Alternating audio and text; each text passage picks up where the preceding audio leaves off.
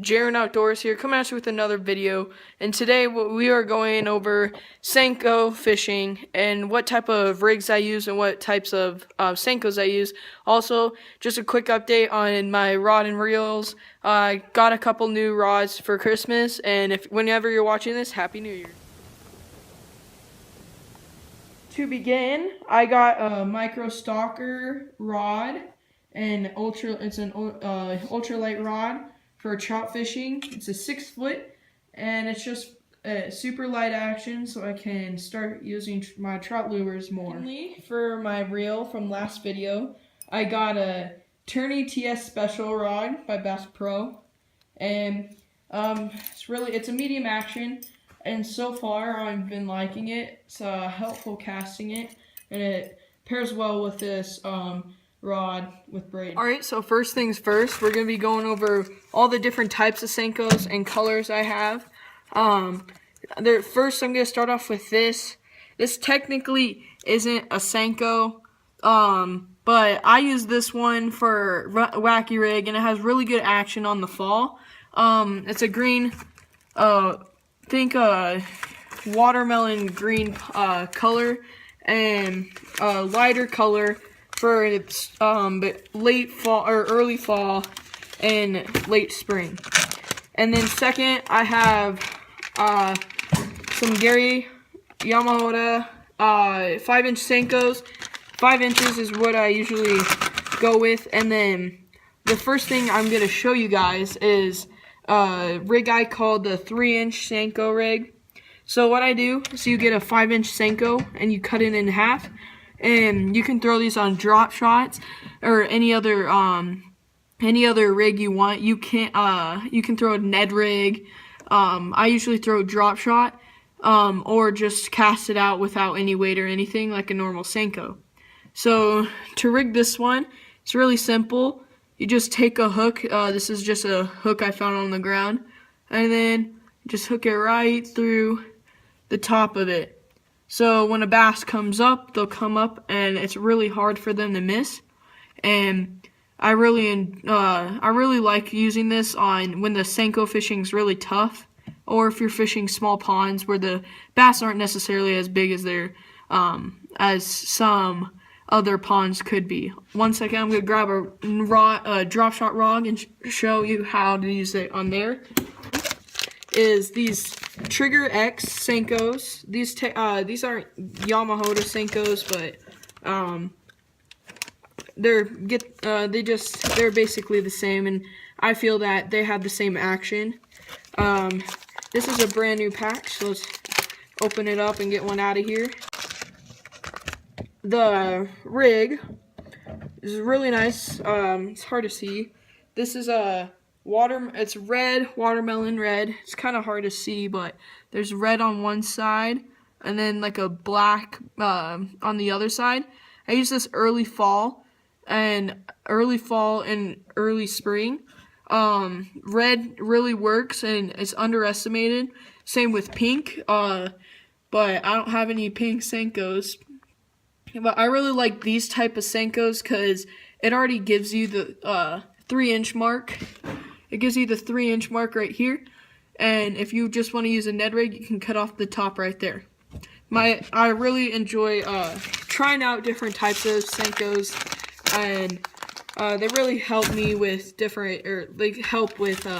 all sorts of things.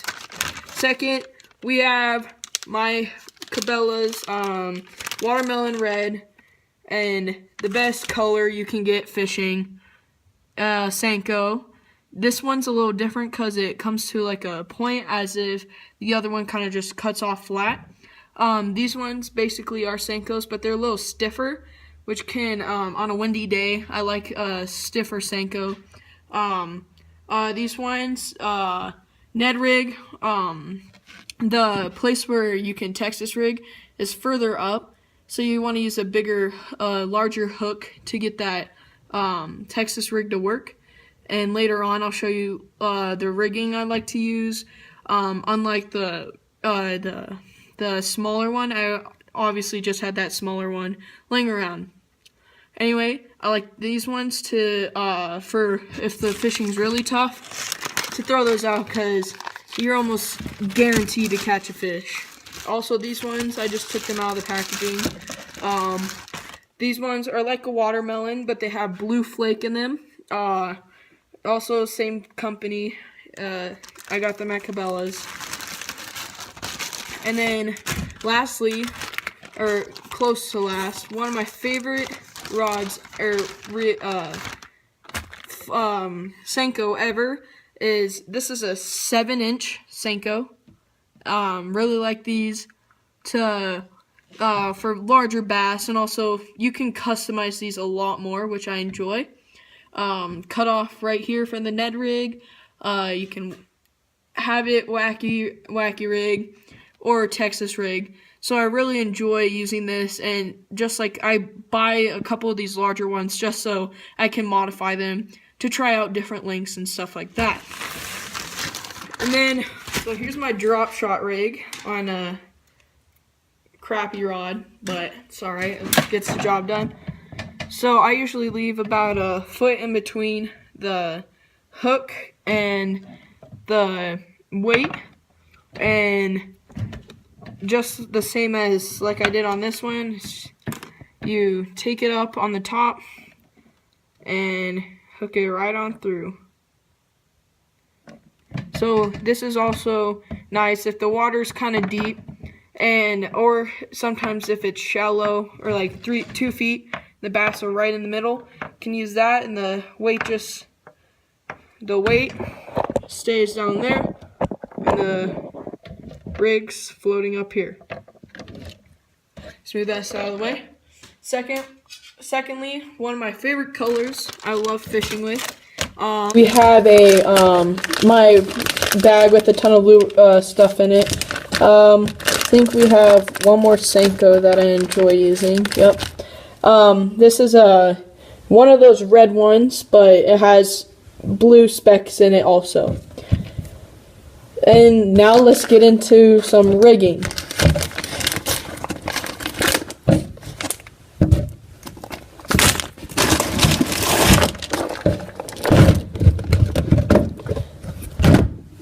So first things first, we're gonna get into one of my favorite types of rigs, which is the Texas rig Senko. And some of you that don't know how to do that, it's quite simple. So what you do, so you're gonna get usually I think this is a 3/0 bend hook. These are really nice for Texas rigging. And so what you do is choose a side that you like Texas rigging on. I personally like this side with the pointed end in the back and the fatter end up top. Many people prefer different ways, but to rig it, so what you're going to do is you're going to stick the hook through the top and then go down about 1 centimeter and pull out right there. Then you're going to push the rest of the hook through. Then you're going to turn it around. And then it should look like this. So the top's right here. And you're going to take it, bend it back, and put it through the top. Just like that. So it's weedless on the top. And you put it in like that, so it's really nice. Just rigging it Texas rig, throw it out there, floats down like this, and I really enjoy it. And you can catch a ton of fish, like I always say. Then second, for a wacky rig, some people like like using larger hooks, but I personally like using these hooks. They have barbs all down the hook, and then they have the main barb. They're just kind of bent inwards. These are really nice. You can wacky rig it anywhere you want. I usually go right behind this back here, and just like that. And what's really helpful with these hooks with the barbs going on it is So you don't have to buy those Senko like wacky rig tools. You can use these hooks, and it's really hard for this to move around.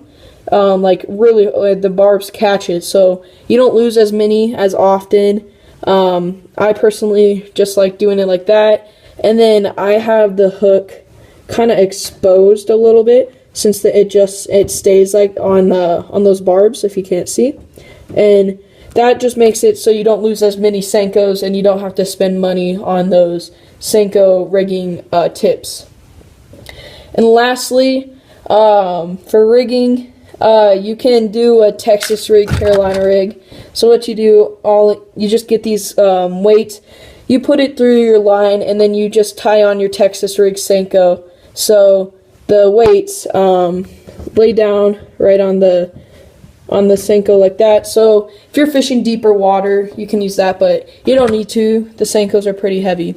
If you enjoyed that video, please click that thumbs up. Also, if you don't mind subscribing and leaving a comment on how I did. I'm actually gonna buy a boat soon, and so my next video will probably be me going over my boat and me setting it up and doing a couple things with the boat. I'm planning on getting a Colorado XT at Bass Pro Shop. It's a really nice boat, especially for my first boat, because I can, when I turn 16, I can put a trolling motor on it and like other stuff. But if you want to see that video, make sure you click that thumbs up, and I'm signing out. Bye.